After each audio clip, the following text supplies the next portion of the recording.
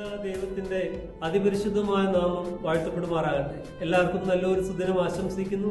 പ്രിയ സഹോദരങ്ങളെ, ഇന്ന് നമ്മൾ ചിന്തിക്കുന്ന ഒരു വചനം സദൃശ്യവാക്യങ്ങളുടെ പുസ്തകം 19-ാം അധ്യായം 18-ാമത്തെ തിരുവചനം.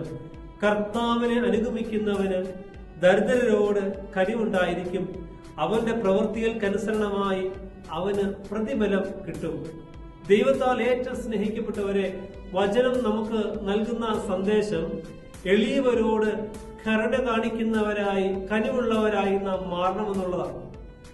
നമ്മുടെ ചുറ്റുപാടുകളിൽ അനേകം തരത്തിലുള്ള ആളുകളെ നാം കാണുന്നുണ്ട്. പാവപ്പെട്ടവർ, ദരിദ്രരായിരിക്കുന്ന ആളുകളെ കാണുമ്പോൾ അവരെ മറികടന്നു പോകാനല്ല, അവരെ ചേർത്ത് പിടിച്ച് അവരെ സഹായിക്കുവാൻ, അവർക്ക് വേണ്ടതെല്ലാം നൽകുവാൻ, നമ്മെ കൊണ്ട് സാധിക്കുന്ന രീതിയിൽ അവരെ സഹായിക്കുവാൻ നമുക്ക് ഇടയായി തീരട്ടെ.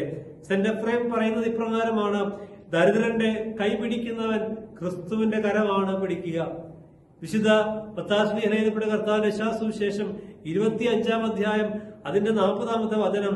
രാജാവ് അവരോട്, ചെറിയവരായ എന്റെ ഈ സഹോദരന്മാരിൽ ഒരുവന് നിങ്ങൾ ചെയ്തിട്ടുള്ളതെല്ലാം എനിക്കാണ് നിങ്ങൾ ചെയ്തതെന്ന് ഞാൻ സത്യമായി നിങ്ങളോട് പറയുന്നു. പ്രിയപ്പെട്ടവരെ, ഈ എളിയവരിൽ ഒരുവന് ചെയ്തത് എനിക്കാണ് ചെയ്തതെന്ന് കർത്താവ് വെളിപ്പെടുത്തുമ്പോ, പാവപ്പെട്ടവരെ സഹായിക്കുന്ന വഴി കർത്താവിനാണ് നമ്മൾ ഓരോ കാര്യം ചെയ്തു കൊടുക്കുക, കർത്താവിനാണ് തിരുമുൽക്കാഴ്ച സമർപ്പിക്കുക.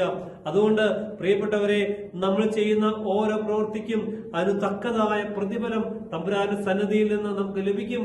ആയതുകൊണ്ട് ഏറ്റവും സ്നേഹത്തോടെ, ഏറ്റവും എളിമയോടെ പാവപ്പെട്ടവരെ, എളിയവരെ സഹായിക്കുവാൻ നമുക്ക് തയ്യാറാകാം.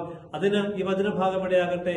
സർവശക്തനായ ദൈവം നിങ്ങളെല്ലാവരെയും വാഴ്ത്തി അനുഗ്രഹിക്കുമാറാകട്ടെ. ആമേൻ.